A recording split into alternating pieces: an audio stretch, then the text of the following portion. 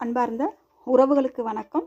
இந்த நாள் நல்லதொரு நாளாக அமைய வாழ்த்துக்கள். அதோட இன்றைக்கி நம்ம நிறைய பேர் உள்நாட்டில் இருக்கிறோமோ இல்லையோ, வெளிநாட்டில் அதிகமான உறவுகள் இருக்கிறோம். அது சகோதரங்களாக சகோதரிகளாக இருக்கலாம். எல்லாருமே எங்களோட குடும்பம், எங்களோட குழந்தைகள் நாங்கள் நல்லா இருக்கணும், இங்கே சம்பாரித்து சரி நல்லா இருக்கணும் அப்படிங்கிற ஒரு எண்ணத்தில் தான் எல்லாருமே ஒட்டுமொத்த உறவுகளும் அதுக்காகத்தான் வெளிநாட்டுக்கு வரோம். வெளிநாட்டுக்கு வந்த மாதிரியே நல்ல வேலை கிடச்சி, நல்ல சம்பளம் கிடச்சி, நல்லா சம்பாரிச்சுட்டு நாட்டுக்கும் போயிட்டு நல்லா சந்தோஷமாக நிம்மதியாக நல்லா இருக்கக்கூடிய நிறைய உறவுகளும் இருக்கிறாங்க. அதே போல் இங்கே வெளிநாட்டுக்கு ஒரு சில சரியான வேலை கிடைக்காம, சம்பளம் கிடைக்காம கஷ்டப்படுற உறவுகளும் இருக்காங்க. அதையும் தாண்டி இங்கே எந்த காரணமும் இல்லாமல் நிறைய பேர் உயிர்கள் பறி போயிருக்குது. அதே போல் ஒரு சில பிரச்சனைகளுக்கு முகம் கொடுத்து தற்கொலை பண்ணிக்கிறது, இல்லாட்டி ஏதோ ஒரு குற்றம் செய்து அதற்காக தண்டனை அனுபவித்து இப்படி நிறைய விஷயங்கள்லாம் இன்றைக்கி வெளிநாடுகளில் இருந்துக்கிட்டு இருக்கேன். இப்போ வெளிநாடு அப்படிங்கும் போது அந்த நாட்டுக்கு ஒரு சில சட்டங்கள் இருக்குது. அந்த சட்டங்களுக்கு நாம் கட்டுப்பட்டு தான் ஆகணும். வெளிநாட்டுக்கு ஒரு இன்னொரு நாட்டில் இன்னொருத்தோட நாட்டில் நம்ம இருக்கும்போது அந்த நாட்டோட சட்டத்திட்டங்களை நம்ம கட்டுப்படணும் கட்டாயமாக.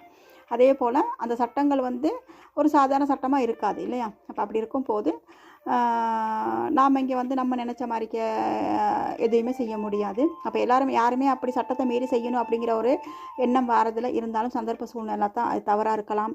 எதுவாக இருந்தாலும் எல்லாத்துக்குமே ஒரு சந்தர்ப்ப சூழ்நிலை தான் எல்லாத்துக்கும் அது ஒரு காரணமாக அமைஞ்சிருது. அந்த வகையில் இப்போ தொடர்ந்து போய்கிட்டு இருக்கிற பிரச்சனை தான் இந்த சவுதி நாட்டில் ஒரு சகோதரர் இன்றைக்கி மிகப்பெரிய ஒரு பிரச்சனையை கொடுத்துட்ருக்கிறாரு.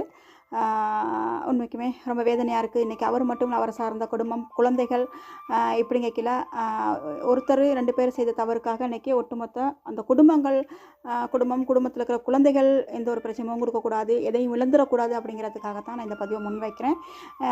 உண்மைக்குமே அவர் பேசின வார்த்தை ஏற்றுக்கொள்ள முடியாத ஒரு வார்த்தை. அதனால தானே சமூக வலைத்தளம் பொதுவெளியில் பயணிக்கும் போது வார்த்தை பிரயோகம் அப்படிங்கிறது ரொம்ப ரொம்ப முக்கியம். இன்றைக்கி வார்த்தை ஒவ்வொருத்தரும் எழுதுகிற கமெண்ட்கள் அதில் சொல்லலாம் பார்க்க முடியாது.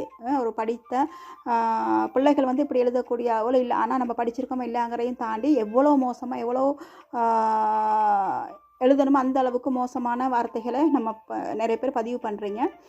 அப்போ அது நல்லதில்லை. நம்ம சமூகம் ஒரு தமிழ் சமூகம் அப்படிங்கிற போது நம்ம தமிழ் மொழிக்கு மதிப்பு கொடுத்து அதுக்கேற்ற மாதிரி அழகான அன்பான முறையில் பயணிக்கிறதும், நல்ல வார்த்தைகள் நல்ல சொற்கள் இருக்கான சொற்களை நம்ம பாவிக்கலாம். ஆனால் அதை தாண்டி ஒரு சில பதிவுகளெல்லாம் பார்க்க முடியும். அப்படியாப்பட்ட வார்த்தைகள் இருக்குது. பரவாயில்ல, இனி அது அவங்களோட விருப்பம். அதுக்கு நான் கமெண்ட் சொல்ல வரல. நான் இப்போ கணக்கில் அதாவது சமூக வலைத்தளங்களில் பயணிக்கிற ஒட்டுமொத்த உறவுகளுக்கு மத்தியில் நான் கேட்டுக்கிறது ஒரே ஒரு விடயம்தான்.